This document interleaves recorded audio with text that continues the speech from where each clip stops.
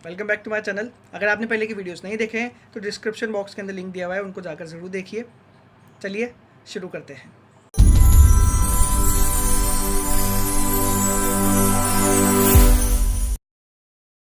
Section 28 जो है वो रिपील हो चुका है। सेक्शन 29 में बात की गई है सेविंग्स की। सबसे पहले तो इसमें बताया है कि इस एक्ट में लिखी हुई कोई भी बात इंडियन कॉन्ट्रैक्ट एक्ट 1872 के सेक्शन 25 में लिखी हुई बातों को इफेक्ट नहीं करेगी, क्योंकि हमने वहाँ पे ये पढ़ा है कि टाइम बार डेट भी एक्सेप्ट किया जा सकता है, टाइम बार डेट के अंदर भी पैसे इन्वेस्ट किए जा सकते हैं।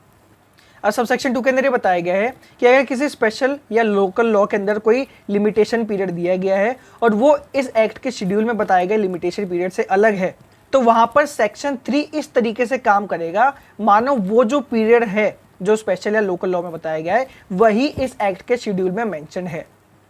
और उन लॉ के ऊपर section 4 to section 24 of limitation act उसी तरीके से काम करेंगे जितना उस एक्ट ने एक्सप्रेसली डिबार या एक्सप्रेसली बार नहीं किया हो। फिर आगे बताएगा कि अगर ऐसा कोई लॉ है जो मैरिज या डिवोर्स से डील करता है उसके ऊपर लिमिटेशन एक्ट लागू नहीं होगा, लेकिन अगर उस एक्ट में ही बता दिया गया हो कि लिमिटेशन एक्ट लागू होगा तो लिमिटेशन एक्ट फिर वहाँ पे लागू कर दिया जाएगा। सबसेक्शन 3 में बताया है कि कोई लॉ है जो मैरिज या डिवोर्स से डील करता है और उसके ऊपर कोई सूट फाइल किया गया है, उस लॉ के अंदर कोई सूट फाइल किया गया है, तो लिमिटेशन एक्ट वहाँ पे लागू नहीं होगा जब तक कि उस एक्ट में स्पेसिफिकली बता नहीं दिया गया हो। फिर आगे बताया कि सेक्शन 25 एंड सेक्शन 23 और सेक्शन 2 के अंदर ईजमेंट की जो डेफिनेशन बताई गई है वो उन टेरिटरीज के केसेस जो राइज हो रहे हैं उन पर लागू नहीं होगी जहाँ पर इंडियन ईजमेंट एक्ट 1882 एक्सटेंड करता हो।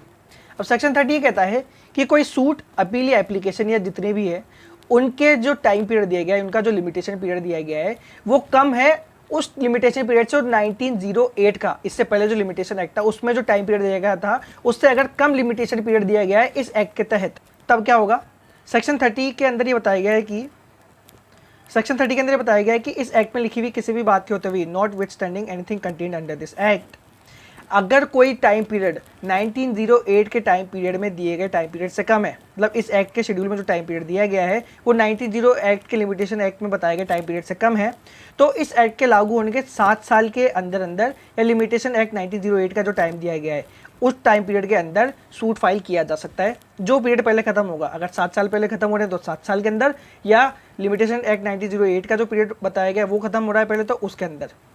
सूट फाइल किया जा सकता है। फिर प्रोविजन में बताया गया है कि वो जो टाइम पीरियड बताया गया है 7 साल का, वो या फिर 1908 का टाइम पीरियड प्लस 7 साल जो है वो इस एक्ट में बताए गए टाइम पीरियड के पहले ही खत्म हो जाने, तो इस एक्ट में जितना भी टाइम पीरियड दिया गया है उतने टाइम पीरियड के अंदर वो सूट फाइल किया जा सकेगा। फिर बताया गया कि अगर इस एक्ट में बताया गया टाइम पीरियड 1908 के एक्ट के टाइम पीरियड से कम है अपील या एप्लीकेशन के रिस्पेक्ट में, तो इस एक्ट के लागू होने के 90 दिन के भीतर अपील या एप्लीकेशन लगाई जा सकती है, या 1908 का जो टाइम पीरियड दिया गया है उसके अंदर जो टाइम पीरियड है उसमें लगाई जा सकती है जो पीरियड पहले खत्म हो। फिर सेक्शन 31 के अंदर बताया गया प्रोविजन एज टू बार्ड। फिर बताया गया इस एक्ट में लिखी हुई कोई भी बात किसी ऐसे सूट को फाइल करने या अपील या एप्लीकेशन को लगाने में सक्षम नहीं करेगा, एनेबल नहीं करेगा जिसका टाइम पीरियड इस एक्ट के आने से पहले ही खत्म हो चुका है। मतलब 1908 के तहत कोई टाइम पीरियड दिया गया था वो इस एक्ट के आने से पहले ही खत्म हो गया, तो इसका मतलब ये नहीं होगा कि 1963 में जो नया एक्ट आ गया उसमें जो टाइम पीरियड बताया गया इसमें या फिर इस एक्ट में बताया गया कोई भी बात की वजह से वो सूट या अपील या एप्लीकेशन दोबारा से फाइल करने का उसके पास राइट आ जाएगा। या फिर इस एक्ट के कमेंसमेंट से पहले अगर कोई सूट, अपील या एप्लीकेशन फाइल कर दी गई है, इंस्टीट्यूट कर दिया गया है, तो इस एक्ट में लिखी हुई कोई भी बात उनको इफेक्ट नहीं करेगी। ऐसा नहीं होगा कि उसका टाइम पीरियड बढ़ा दिया जाएगा या उसका टाइम पीरियड घटा दिया जाएगा। अब सेक्शन 32 जो है वो रिपील कर दिया गया है, तो यहाँ खत्म होता है अपना लिमिटेशन एक्ट 1963। उम्मीद करता हूँ ये एक्ट आपको ईजिली समझ आ गया होगा, मैंने आपको आसान भाषा में समझाया होगा। फिर भी अगर आपके कोई डाउट रह गए हैं तो कमेंट बॉक्स में बता दीजिए। डिस्क्रिप्शन बॉक्स में मैंने पहले के जितने भी वीडियोज़ हैं उनका लिंक दिया हुआ है। इस वीडियो को लाइक करें, मेरे चैनल को सब्सक्राइब करें, बेल आइकन को प्रेस करें ताकि मेरे आने की खबर आप तक जल्द से जल्द पहुंच सके। अपने दोस्तों के साथ मेरे इस वीडियो को, मेरे इस चैनल को ज़रूर शेयर करिए। जय हिंद, जय भारत।